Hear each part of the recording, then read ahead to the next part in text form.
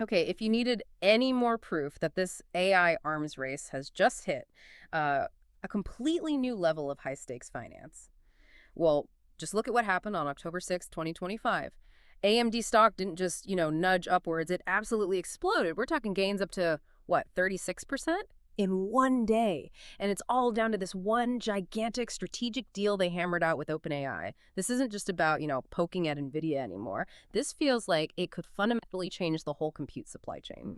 That's exactly right. And our mission today is really to get into the source material, Yeah. the stuff that confirmed this huge partnership. It's multi-year, cross-generation. We need to break down the specific terms because Yeah. they're not exactly traditional. It's a multi-billion-dollar agreement. Yeah. We need to figure out what it means for the AI supply chain and maybe the biggest piece. How is OpenAI actually financing this? How are they bankrolling what looks like a trillion-dollar compute future? Yeah, and the sources we're drawing on, they're pretty definitive. We've got statements straight from AMD's CEO, Lisa Su, and also from OpenAI leadership, folks like Sam Altman, Greg Brockman, plus, of course, the analysis from the big financial outlets confirming the sheer scale. So the core question, the real tension here is, why? Why would OpenAI, just weeks after announcing that massive $100 billion deal with NVIDIA, turn around and give AMD, NVIDIA's main competitor, this huge vote of confidence? And maybe more basically, what on earth does a 6 gigawatt deal actually mean? Okay, yeah, let's unpack that compute commitment first, Yeah. because the scale, Yeah. it's almost difficult to really comprehend. We were talking about a commitment potentially over a decade for 6 gigawatts of power capacity, all Yeah. running AMD Instinct GPUs. 6 gigawatts. All right, that's not a number you hear every day. It sounds Mm. enormous, but put in context for us. How Okay. big is that? Well, the sources did try to contextualize it. Think about the peak energy demand for, say, a major city. Or another comparison was enough electricity to power every single household in a state like Massachusetts. So translate that into chips and then translate that into money. You're looking at tens of billions of dollars in revenue flowing to AMD. Guaranteed. Tens of billions, guaranteed. And that has an immediate impact, doesn't it, financially? Oh, absolutely. Yeah. AMD expects this to bring in tens of billions over just the next few years. Yeah. And here's the bit of financial jargon that really matters. Their CFO said it's expected to be highly accretive to their non-GAAP earnings per share. Okay, hold on. Highly accretive. Let's translate that from CFO speak. What does that actually mean for, the rest of us? It basically means this deal isn't just about getting a big check for revenue. It means it significantly boosts their profitability per share right from the get-go. It signals that the profit margins on these specialized AI chips are, well, enormous. So the deal makes strong financial sense for AMD immediately. It validates the whole thing. Right, okay. That makes that huge stock jump make perfect sense then. So when does this all kick off? When did the machine start getting plugged in, and what's the actual tech involved here? So the deployment is slated to begin in the second half of 2026. That's when the first 1 gigawatt comes online. And they'll be using AMD's next-gen Instinct MI450 series chips. These are built on that cutting-edge 2-nanometer process technology. And crucially, this isn't just for the MI450. The deal explicitly covers future generations of Instinct GPUs too. So AMD is locking in a significant piece of the AI market for years. In the MI450, it's more than just a faster chip, right? I read something about it being AMD's first real shot at a rack scale system. What's that about? Yeah, that's a really important point. It means AMD isn't just selling the individual GPU components anymore. They're offering essentially a pre-integrated AI supercomputer that fits neatly into standard data center racks. Ready to go? That's a whole different ballgame.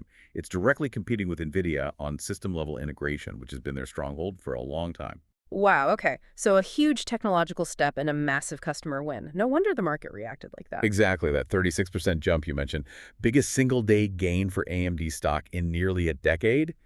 That's the kind of reaction you get when you land the anchor tenant in, well, the fastest-growing tech sector on the planet. Okay, so we've got the scale, the tech, the immediate financial win for AMD. But now let's get to the how. Because you said the way this deal is structured, the financing, that's maybe the most revealing part. And it's unusual. It's very unusual. Uh, And this is where you see the long-term strategic alignment being engineered. So AMD issued OpenAI a warrant. Think of it like a special stock option. It gives OpenAI the right to buy up to 160 million shares of AMD common stock. Mhm. And the price. The price is the kicker. OpenAI can buy these shares for just 1 cent each, 0 to 1 cents per share. 1 cent? Wait, when AMD was trading at, what, $165 or so? That's I mean, that's practically giving the shares away? It looks like it on the surface, yeah. It's an enormous incentive, obviously. But crucially, OpenAI doesn't just get these shares, they have to earn them. Oh, okay. How? What are the conditions? They vest, meaning they become available to OpenAI in stages or tranches. And these tranches are tied to two main things. First, deployment volume. So for example, the first chunk of shares vests only when OpenAI successfully deploys that initial 1 gigawatt of AMD hardware. Second, and this is maybe even more interesting, vesting is also tied to AMD's stock price hitting certain ambitious targets. The final tranche, for instance, only vests if AMD's share price manages to nearly triple, hitting $600 by the year 2030.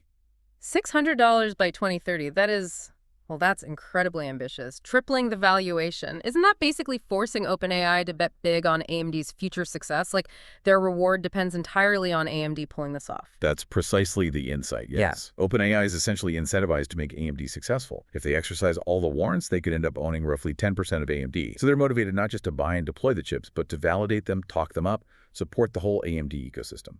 Because hitting those share price targets directly benefits them. And that really highlights the difference compared to the NVIDIA deal, right? Because that was more traditional. Completely different structure. With NVIDIA, the reports were that NVIDIA agreed to invest potentially up to $100 billion into OpenAI, taking a stake in OpenAI. So NVIDIA becoming an investor in its customer. Exactly. The AMD deal flips that script. OpenAI is the customer paying AMD for hardware and then potentially earning a stake in AMD as a reward for hitting performance and deployment milestones. OpenAI funds AMD's expansion by being its biggest customer and then gets a slice of the potential upside. Lisa Su herself called the structure pretty innovative, specifically because it locks performance together with this long-term alignment. Which brings us back to that central question, why? OpenAI is still working through that massive NVIDIA deal, reportedly 10 gigawatts. Why commit potentially even more resources, billions of dollars and gigawatts of power, to NVIDIA's main competitor? Is it just, spreading the risk, diversification? It's definitely diversification, but I think it goes way beyond just simple hedging. It sounds like pure necessity, driven by just how much AI compute they need. OpenAI's leadership, people like Greg Brockman, have said again and again that everyone keeps underestimating the demand for AI compute. He actually pointed out that right now they literally can't launch new features or products people are asking for simply because they don't have enough computation available. He described it as heading towards a compute desert. A compute desert. Wow, that's a pretty stark admission from the leading AI companies. So they need chips from anywhere they can get them, basically. Essentially, yes.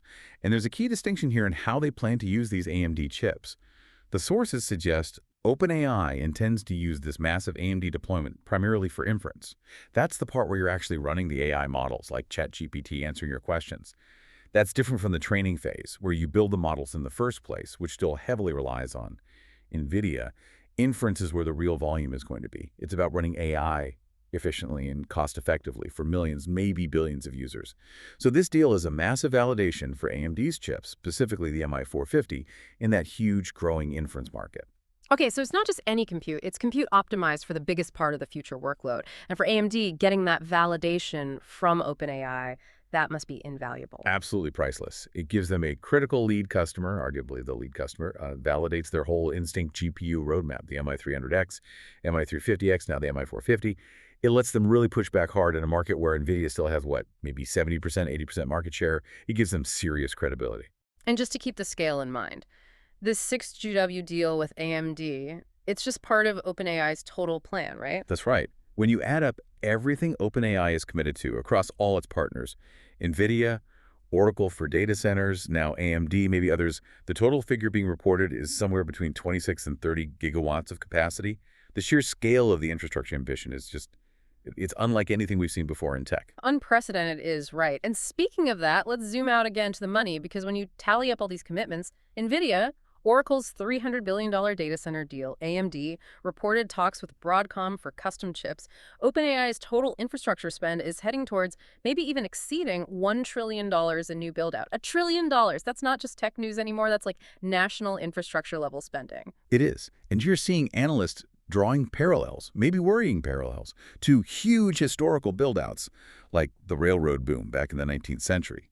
And naturally, that fuels fears about, is this an AI bubble? The really hard question is, how do you fund that kind of spending, especially when the massive revenue hasn't fully materialized yet? Yeah, the numbers just seem staggering. OpenAI is projected to make, what, maybe $13 billion in revenue this year, something like that. But some internal projections suggest they could be spending up to $400 billion a year just renting servers by 2029. That gap, Hmm. it's colossal. It is. And OpenAI leadership has basically confirmed they're looking at everything. Debt, equity, what Sam Altman called creative ideas. Hmm. They seem to view this massive compute investment as non-negotiable. They fundamentally believe the demand, the capability, and ultimately the revenue will be there to justify it all. Which leads to this idea described in the sources, this tightly wound circular economy for AI infrastructure. Can you unpack that? Who depends on whom in this? Right, it's like this intricate web of interdependencies. You have NVIDIA providing chips, and in some cases maybe even capital. You have companies like Oracle building the massive data centers. Remember their own huge deal with OpenAI, 4.5 kilojoule, worth $300 billion.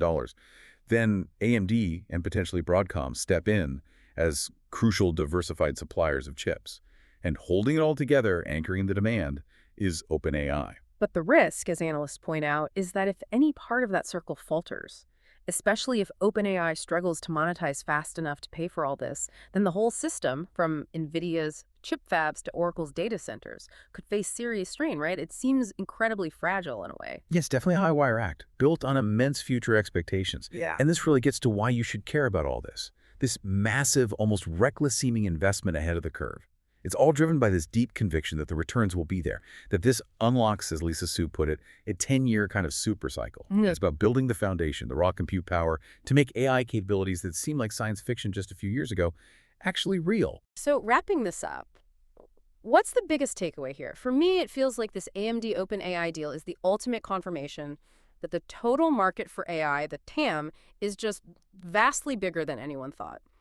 Even Lisa Su admitted her previous estimate, which was already a huge $500 billion for AI accelerators, might now be too low. It seems the entire industry just believes compute equals intelligence, full stop. That's a perfect summary of the industry mindset. Yes, compute is the foundation. And that conviction now carries serious geopolitical weight. You had OpenAI leadership explicitly state that computational power is becoming a national security strategic resource. So given these multi-trillion-dollar investments, the reliance on specialized chips made in only a few places, the massive power demands. The final thought for you, the listener, is this. How will the geopolitics of AI compute, who controls it, who has access, who builds it to reshape global economics and even national security over the next, say, 5 years, what really stands out to you about the sheer scale and the intricate web of these deals?